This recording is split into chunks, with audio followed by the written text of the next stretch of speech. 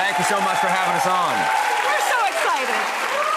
Okay, I've always admired you as a couple. I know how much. Thank you, Drew. Well, because you show it on the show. But this is such a tome to the insight of your love and your world. And today we're going to be cooking Stephen's kindergarten soup, you guys, which is such a special recipe. And to be clear, if you don't mind, to be clear, this is not a soup I make for kindergartens. This is the soup I learned in kindergarten. And I wrote down all the ingredients and drew little pictures of every little vegetable that was in there. And I brought it home. And this is actually what I brought home to my mom, and she framed it and used to make it all the time. So this is the first recipe I ever learned. I think it's right there on the corner. I was going to say, did you bring... This is the actual. We did. This is the actual. Evie actually brought the real original recipe that Stephen's mom had framed. Well, before we get cooking, we have a sound effect, and when you hear this sound, I was going to hopefully ask you a spicy question. Oh. Not too spicy. Okay. I'm ready. All right, step one. Yes. I see that you do the oil with the beef. Yes, Are we doing beef today? This is a beef vegetable soup. We're using chuck roast, so you can use the cheapest meat you can find because you're going to braise it forever and it's going to break down. And then you take that and in that oil there, then you do okra. Your mirepoix. Your mirepoix. You do your carrots, you do your onions, you do your celery. Well, you guys are from Charleston, but you hadn't met while you were growing up. It took the universe and timing and fate to bring you together. It took my girlfriend. It took my girlfriend at the time. It took my girlfriend at the time who gave me the ultimatum, like we're gonna get married or we're gonna break up. Oh. And I said I'm gonna go home to Charleston to think about this because I think more clearly there. And I got off the plane. My mom said, "What's on your mind?" And I told her. She goes, "Do you want to marry her?" And I said, "I don't know." And she said, "I don't know isn't good enough." And that night I met my wife. Oh God. Okay, hold on. I have a list of spicy questions.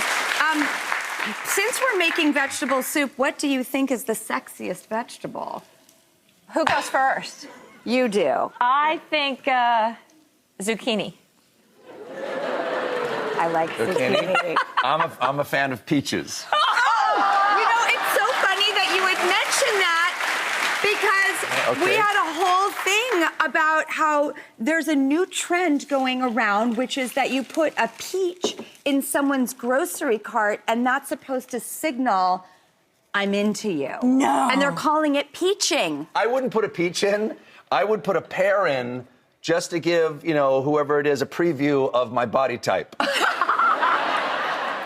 Like, the jacket does a lot of work. All right. You don't look like a peach. You're very kind. Or a pear. Or a pear, that's it, or a pear. And you were so right. You said in the book, you're not going to believe how much this makes. You can feed an army. You really can. In fact, I brought the soup here after I made it. I have a clip of me making the soup.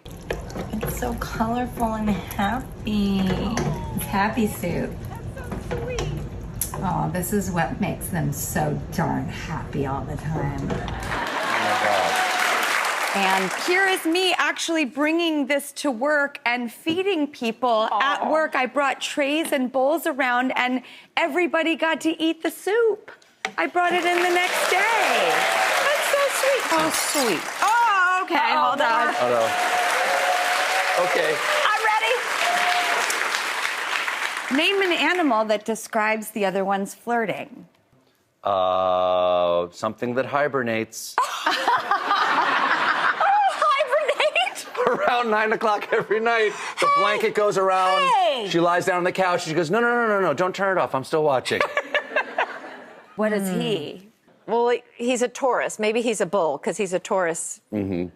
So I guess that's a little bad to say, but maybe. No. Yes. And I enjoy it when you wear a red cape. Toto. By the way, bulls are sexy. That's a very masculine, horny. Look at me, zucchini. Okay. It's a family show.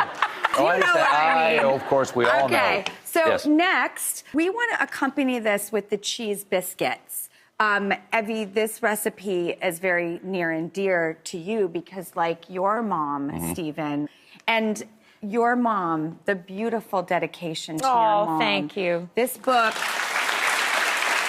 And you dedicate the book to her, and she passed away right before it, was... She didn't get to see it, but she was very much a part of it before she died. We talk about all the rest of it. And these biscuits are her biscuits. These are her biscuits. These are the first things that I had in the McGee household. Okay, so when your mom made these biscuits, why were they such a hit? How do you make them? What goes into them? Well, Mom was really funny because she always felt that you needed 1 stick of butter, 1 stick of margarine. And the really unusual or important thing is the flour has to be self-rising, which people sometimes don't know about, but you don't have to use any yeast or baking soda because the flour itself because it just does its own thing. I loved your post on Instagram the other day, the long essay about raising your children and the way you were raised. It was beautiful. Really? Really beautiful. Really beautiful. And you're such a good mother. I think you're such a good mother. I